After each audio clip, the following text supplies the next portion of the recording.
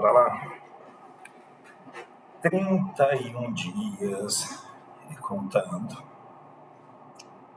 Leituras especiais.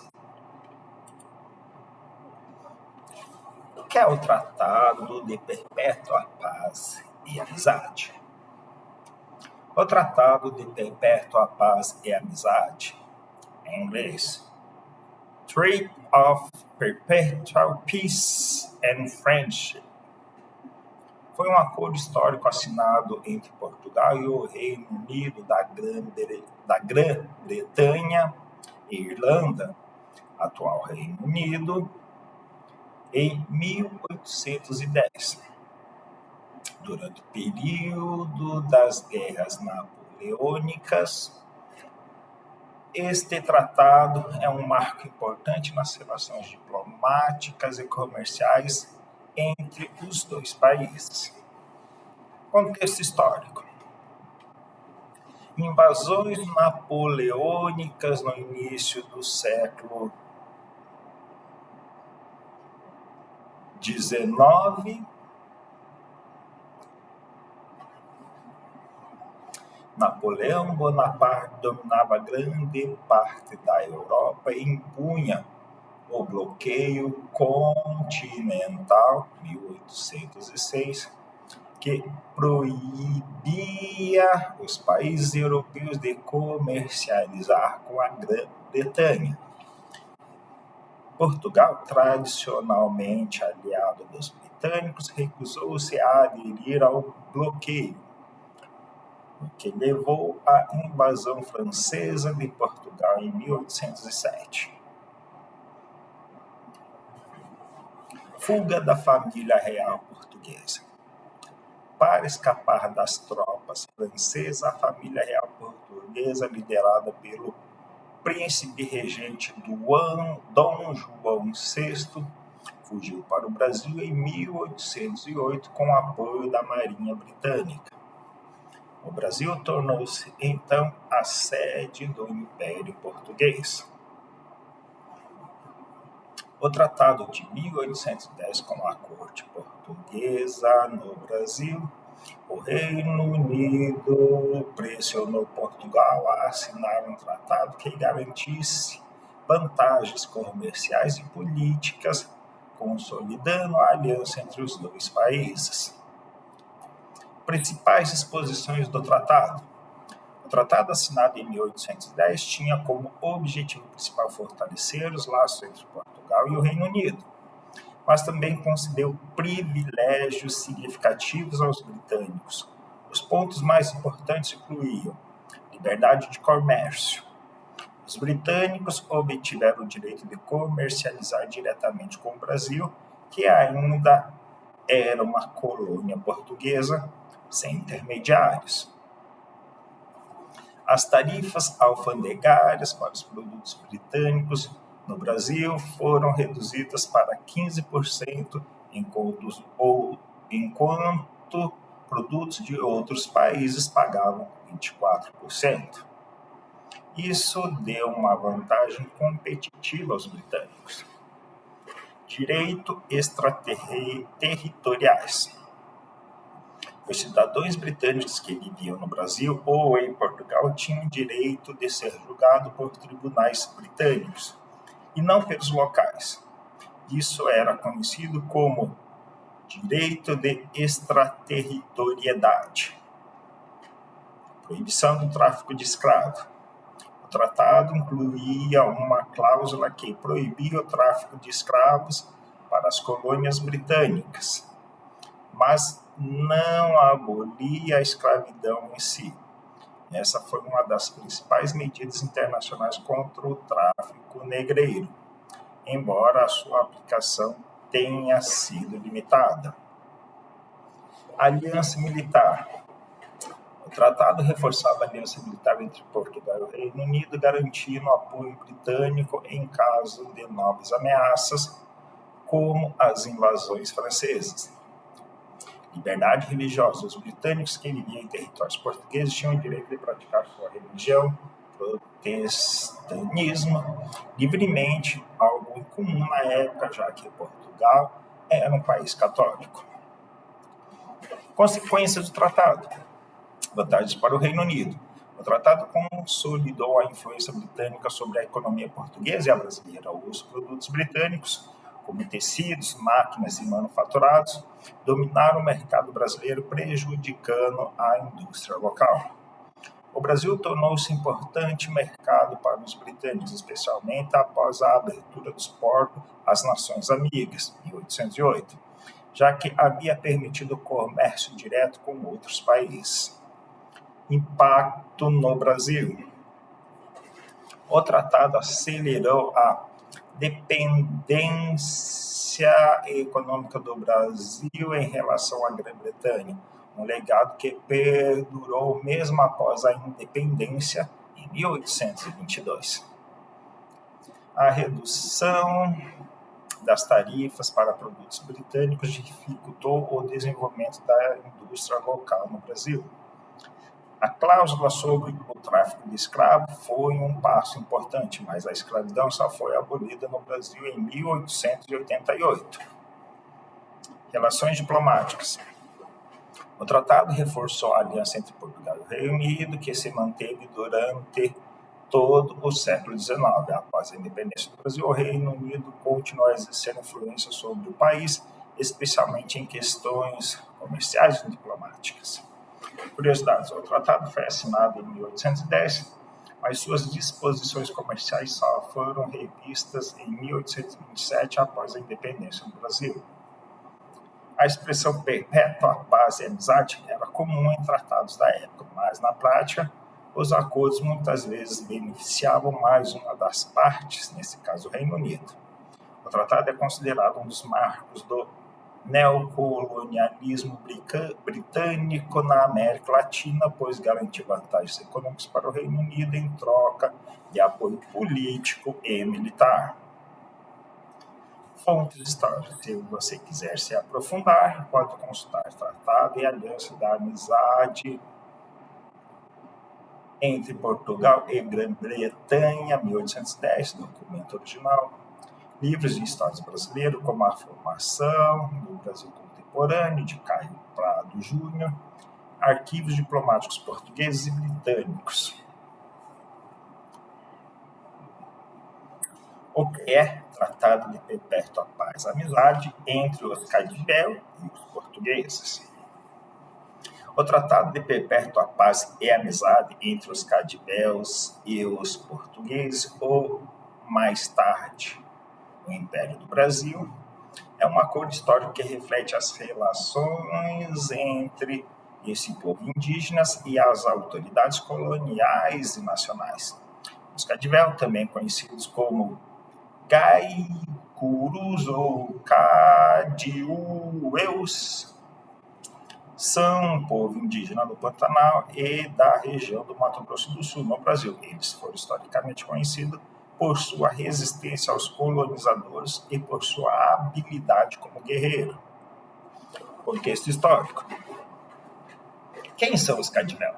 Os Cadivel são um povo indígena de língua guaicuru, pertencente ao tronco linguístico Macro-G.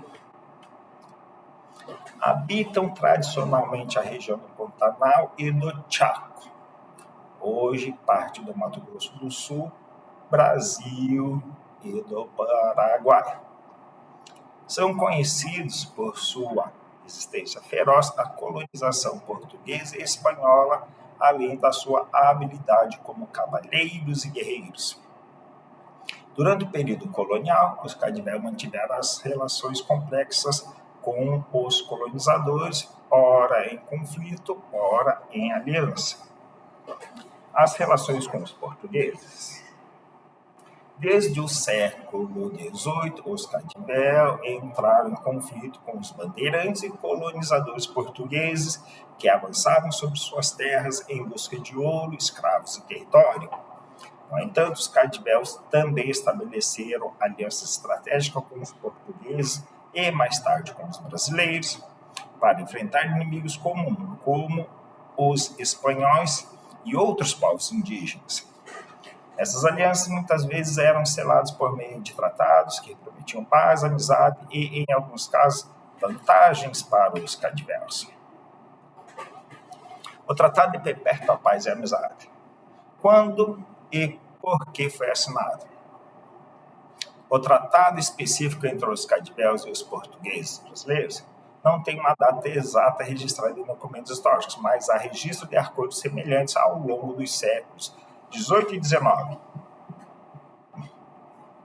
Um dos momentos importantes foi durante o período imperial brasileiro, século XIX, quando o governo brasileiro buscava consolidar seu domínio sobre as fronteiras do Mato Grosso e do Pantanal. O tratado foi uma tentativa de pacificar as relações entre os cadiveus e o governo brasileiro, garantindo a lealdade dos indígenas em troca de reconhecimento de suas terras e proteção. O que diz o tratado? Embora não haja documento único e detalhado, os tratados de perpétua paz e amizade entre povos indígenas e colonizadores geralmente incluíam reconhecimento da soberania indígena. Os portugueses ou brasileiros reconheciam os cadiveus como os senhores de suas terras, como um povo independente. Em troca, os cadiveus aceitavam a autoridade do governo português brasileiro em questões externas, como guerras contra outros países. Aliança militar. Os cadiveus se comprometiam a não atacar os colonos e as vilas portuguesas brasileiras. Em troca, recebiam proteção contra inimigos, como os espanhóis ou outros povos indígenas. Comércio e trocas. Os cadiveus tinham o direito de comercializar com os portugueses brasileiros, trocando produtos como couro, mel, erva mate e cavalos por ferramentas, armas e tecidos. Em alguns casos, recebiam presentes como armas, munições e roupas, como forma de manter a aliança. Direitos sobre as terras. O tratado muitas vezes reconhecia o direito dos cadiveus sobre as terras tradicionais, embora na prática os colonizadores frequentemente desrespeitassem esse acordo. Proteção contra a escravidão. Alguns tratados proibiam a escravidão dos indígenas, embora essa prática tenha continuado de forma ilegal em muitas regiões. Importância do tratado. Resistência a cadiveus. Os cadiveus foram um dos poucos povos indígenas que conseguiram manter sua autonomia e terras durante todo o período colonial e imperial, graças à sua habilidade militar e às alianças estratégicas. Fronteiras do Brasil. Os tratados com os cadiveus foram importantes para o Brasil garantir o controle sobre a região do Pantanal e do Mato Grosso do Sul, especialmente durante os conflitos com o Paraguai, como a Guerra do Paraguai, 1864-1870. Cultura cadivel. Mesmo após os tratados, os cadiveus mantiveram suas tradições, língua e organização social, resistindo à assimilação forçada. O tratado hoje. Os cadiveus ainda vivem em suas terras tradicionais, localizadas na terra indígena Cadivel, no Mato Grosso do Sul. A terra indígena Cadivel foi demarcada e homologada pelo governo brasileiro, garantindo os indígenas o direito sobre parte do seu território tradicional. No entanto, os cadiveus ainda enfrentam desafios como invasões de terras por fazendeiros e grileiros, conflitos com pecuaristas e agricultores, falta de políticas públicas para a saúde, educação e preservação cultural. Curiosidades. Arte cadivel. Os cadiveus são famosos por sua arte cerâmica e pinturas corporais, que são considerados patrimônio cultural brasileiro. Guerra do Paraguai. Durante a Guerra do Paraguai, 1864-1870, os cadiveus lutaram ao lado do Brasil, da Argentina e do Uruguai contra o Paraguai. Sua participação foi decisiva em várias batalhas. A língua cadivel é uma das poucas línguas indígenas do Brasil que ainda é amplamente falada por todas as gerações. Fontes históricas. Se você quiser se aprofundar, pode consultar livros. Os Índios e a Civilização, Darcy Ribeiro. História dos Índios no Brasil, Manuela Carneiro Cunha. Os Cadivel, História e Cultura, Mário Ferreira. Documentos, arquivos do Instituto Histórico e Geográfico Brasileiro, IHGB, relatos de viajantes e missionários do século XIX. Conclusão. O Tratado de Perto a Paz e a Amizade entre os cativeros e os portugueses brasileiros foi um acordo que refletiu alianças estratégicas entre esse povo indígena e as autoridades coloniais nacionais, embora tenha garantido alguns direitos aos cativeros, como reconhecimento de suas terras. Na prática, os conflitos e as invasões continuaram. Ainda hoje, os cativeros lutam para preservar sua cultura e território. Gostaria de saber mais detalhes sobre algum aspecto específico, como a participação dos cativeros nas guerras portuguesas ou sua cultura atual.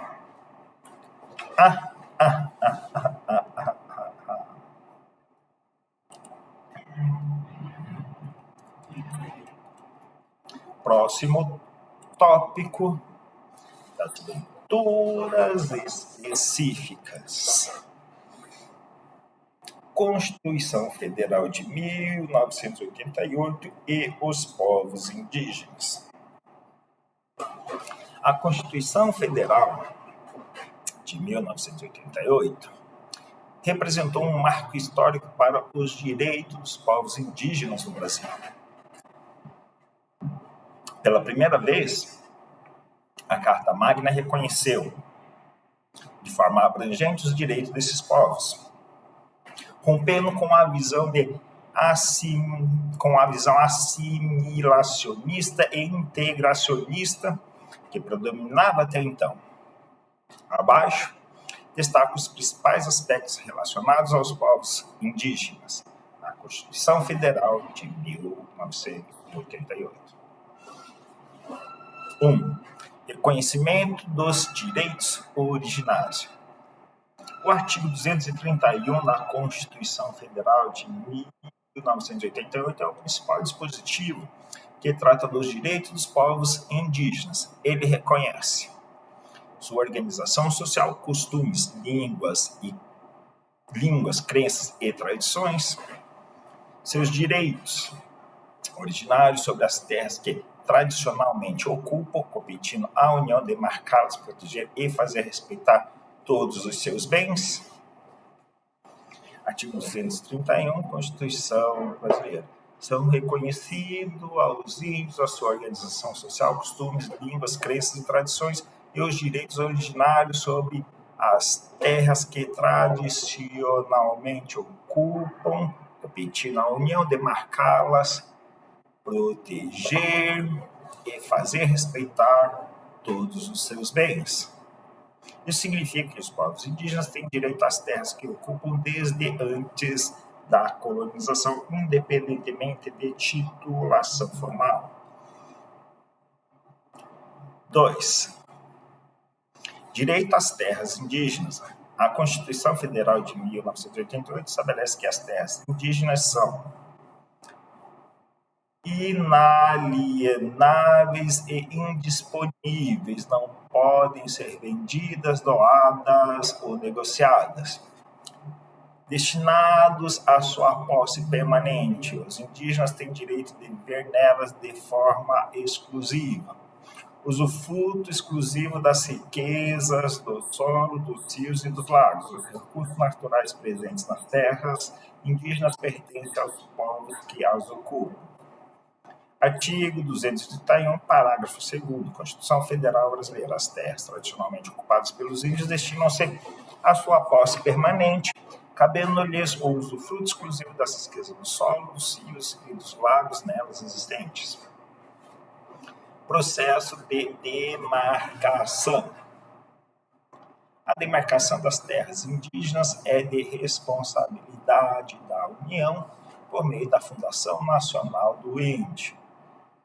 O processo envolve identificação e delimitação das terras, declaração pelo Ministério da Justiça, demarcação física, colocação de marcos, homologação pelo Presidente da República, registro em cartório e na Secretaria de Patrimônio da União.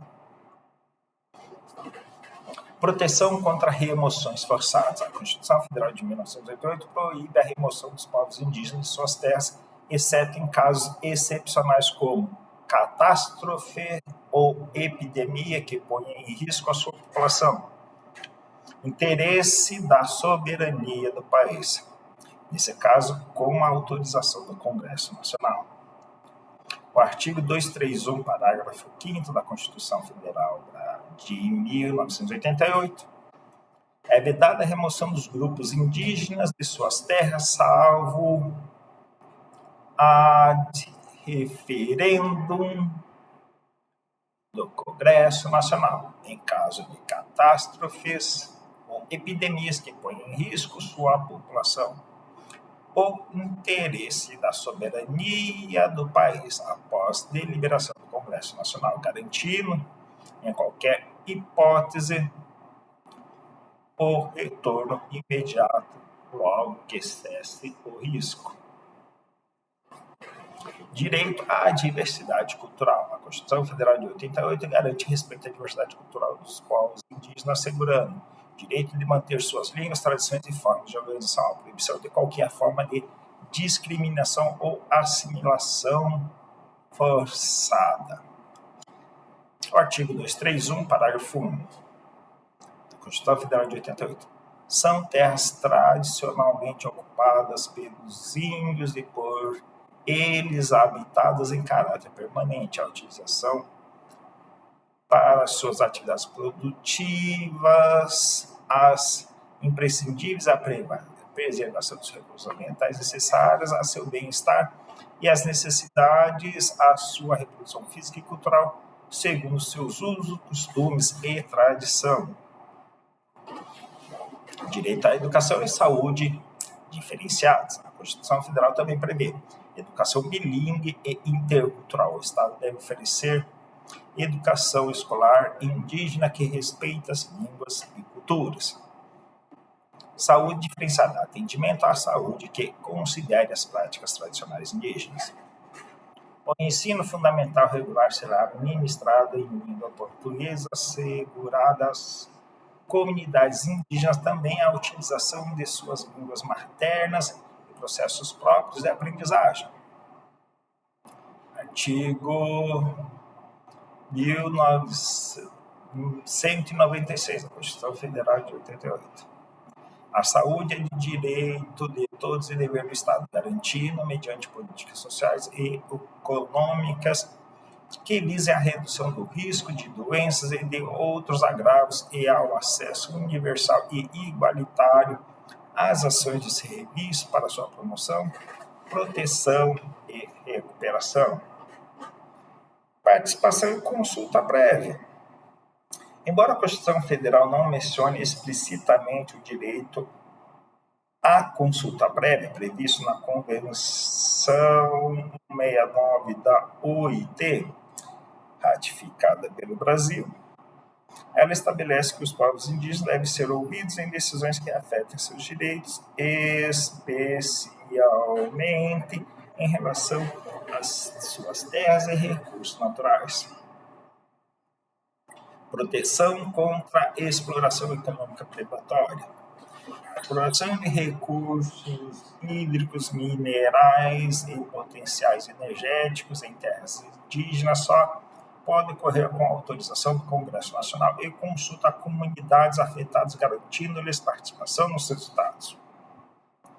O artigo 231, parágrafo 3 da Constituição Federal de 1988, o aproveitamento dos recursos hídricos, incluindo os potenciais energéticos, a pesquisa e a lavra das riquezas minerais em terras indígenas só podem ser efetivados com autorização do Congresso Nacional, ouvidas as comunidades afetadas, ficando-lhes asseguradas a participação nos resultados da lavra na forma da lei.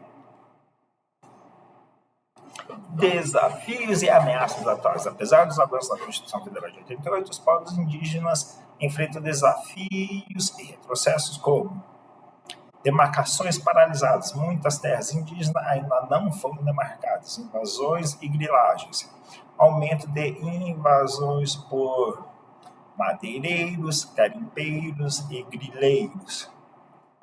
projeto de lei que ameaçam direito, como a PL 490/2007, que propõe o marco temporal, e a PEC 215/2000, que transfere a demarcação para o Congresso. Violência e assassinato. Conflitos por terras resultam em violência contra lideranças indígenas. Mudanças climáticas afetam diretamente o modo de vida e a subsistência dos povos indígenas. Jurisprudência relevante. O Supremo Federal, em decisões importantes sobre os direitos indígenas, como caso da Raposa Serra do Sol, reconheceu a demarcação contínua da terra indígena Raposa Serra do Sol, em Roraima, e estabeleceu 19 condicionantes para demarcações futuras. Algumas controvérsias, como a tese do marco temporal. Rejeição do marco temporal 2023. O STF decidiu que a tese do marco temporal, que limita direito às terras ocupadas em 5 de outubro de 1988, é inconstitucional, reafirmando os direitos originários dos povos indígenas. Órgãos responsáveis: FUNAI, Ministério dos Povos Indígenas, Ministério Público Federal. Conclusão: a Constituição Federal de 1988 foi um avanço histórico para os povos indígenas no Brasil, garantindo direitos territoriais, culturais e sociais. No entanto, a efetivação desses direitos ainda enfrenta obstáculos políticos, econômicos e jurídicos.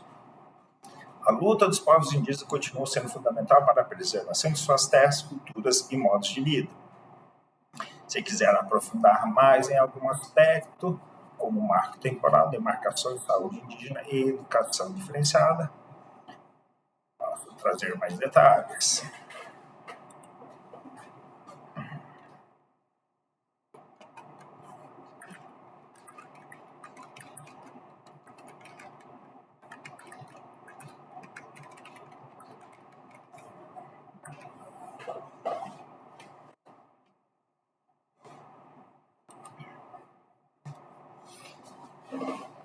Leituras especiais. Organizações indígenas. As associações e organizações indígenas surgiram em várias regiões do Brasil na década de 1980, mas foi após a promulgação da nova Constituição Federal em 1988 que elas se multiplicaram devido à possibilidade dessas associações se constituírem como pessoas jurídicas. Essas novas formas de representação política simbolizam a incorporação por alguns povos indígenas de mecanismos que possibilitam lidar com o mundo institucional da sociedade nacional e internacional. Permite ainda tratar de demandas territoriais, demarcação de terras e controle de recursos naturais, assistenciais, saúde, educação, transporte, comunicação e comerciais, colocação de produtos no mercado.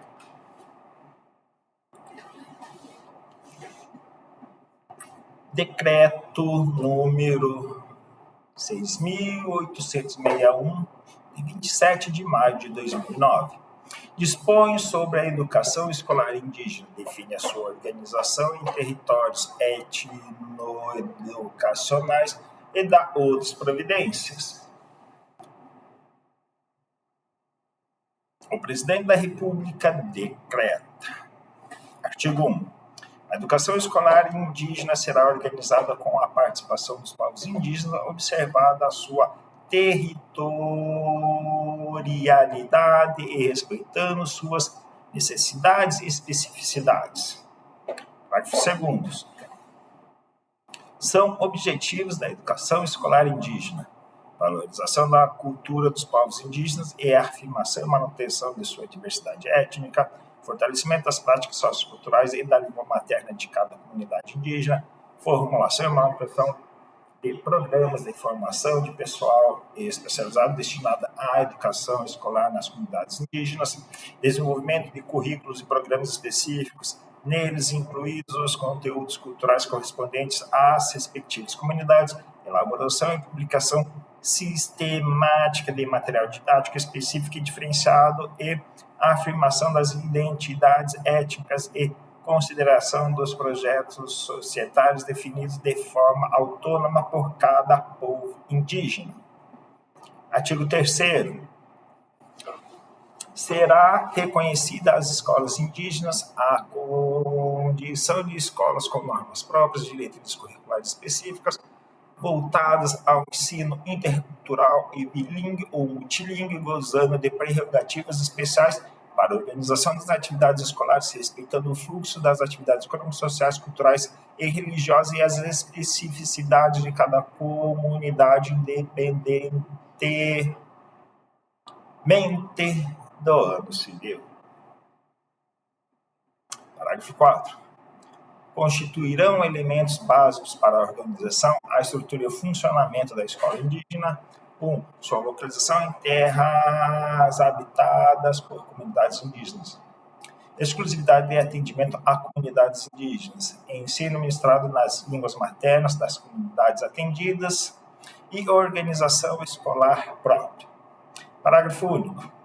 A escola indígena será criada por iniciativa ou reivindicação da comunidade interessada ou com sua anuência, respeitadas suas formas de representação. Artigo 5º.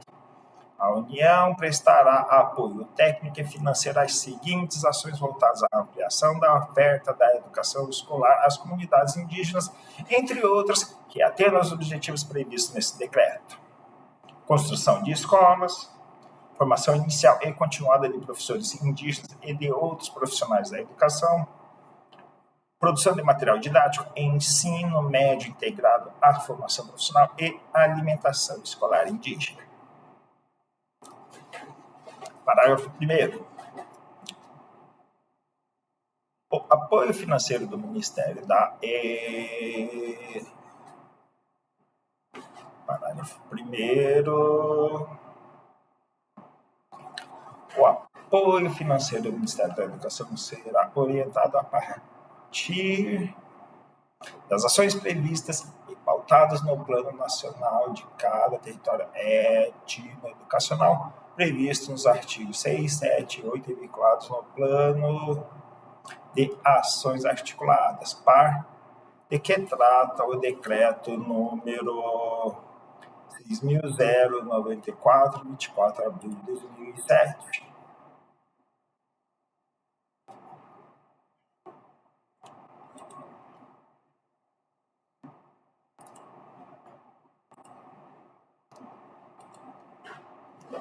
As ações apoiadas pelo Ministério da Educação deverão estar em conformidade com as diretrizes curriculares nacionais da educação escolar indígena estabelecidas pelo Conselho Nacional de Educação. Artigo 6º. Para fins do apoio de que trata o artigo 5º, a organização territorial da educação escolar indígena será promovida a partir da definição de territórios etno-educacionais pelo Ministério da Educação, ouvidos as comunidades indígenas envolvidas, os entes federativos envolvidos, a Fundação Nacional do Índio, a Comissão Nacional de Educação Escolar Indígena, os Conselhos Estaduais de Educação Escolar Indígena e a Comissão Nacional de Política Indigenista. Parágrafo único. Cada território étnico-educacional compreenderá, independentemente da divisão político-administrativa do país, as terras indígenas, mesmo que descontínuas, ocupadas por povos indígenas que mantêm relações intersociais caracterizadas por raízes sociais e históricas, relações políticas e econômicas, filiações linguísticas, valores e práticas culturais compartilhados. Cada território étnico-educacional contará com um plano de ação para a educação escolar indígena nos termos do artigo 8º, elaborado por comissão integrada por representantes do Ministério da Educação, representantes da FUNAI, A presidente dedicada ao povo indígena presente no território ativado de saúde e sua identidade, um representante de cada entidade indigenista com notória atuação na educação escolar indígena. Parágrafo 1º. Serão obrigatoriamente convidados para entregar à Comissão Secretária de Educação dos Estados, Distrito Federal e municípios sobre os quais incidam o território etno-educacional. A comissão poderá convidar ou adquirir outros membros como tais representantes do Ministério Público, das instituições de educação superior, da rede de formação profissional e tecnológica, além de representantes de outros órgãos ou entidades que desenvolvam ações voltadas à educação escolar indígena. A formação dos professores indígenas será desenvolvida no âmbito das instituições formadoras de professores e será orientada pelas diretrizes curriculares nacionais da educação escolar indígena. Os cursos de formação de professores indígenas darão ênfase à Constituição com competências referenciadas em conhecimentos, valores, habilidades e atitudes apropriadas para a educação indígena, elaboração ao desenvolvimento e à avaliação de currículos e programas próprios. Produção de material didático, utilização de metodologias adequadas para o ensino e pesquisa. A formação de professores indígenas poderá ser feita concomitantemente à sua escolarização, bem como à sua atuação como professores. A produção de material didático e paradidático para as escolas indígenas deverá apresentar conteúdos relacionados aos conhecimentos dos povos indígenas envolvidos, levando em consideração a sua tradição oral, e será publicado em versões bilíngues, multilíngues, ou em línguas indígenas, incluindo as variações dialetais em língua portuguesa, conforme a necessidade das comunidades atendidas. Parágrafo único. As propostas de elaboração e produção de material didático para as escolas indígenas apoiadas com recursos do Ministério da Educação serão submetidas à análise e aprovação de comissão para apoio à produção de material didático indígena. As propostas pedagógicas para o ensino médio integrado à formação profissional dos alunos indígenas deverão articular as atividades escolares com projetos de sustentabilidade formulados pelas comunidades indígenas e considerar as especificidades regionais locais. A alimentação escolar destinada às escolas indígenas deve respeitar os hábitos, os alimentos das comunidades, considerando como tais as práticas tradicionais que fazem parte da cultura e da preferência alimentar local. As despesas da União com a educação escolar indígena correrão a cota das dotações orçamentárias anualmente consignadas ao Ministério da Educação, devendo o Poder Executivo compatibilizar a quantidade de projetos a serem aprovados com as dotações orçamentárias existentes, observados os limites estipulados pelo Poder Executivo na forma de legislação orçamentária e financeira. O Ministério da Educação coordenará a implementação, acompanhamento e avaliação da educação escolar indígena, respeitada a autonomia e mantidas as responsabilidades e competência dos entes federados. Artigo 5º. Passa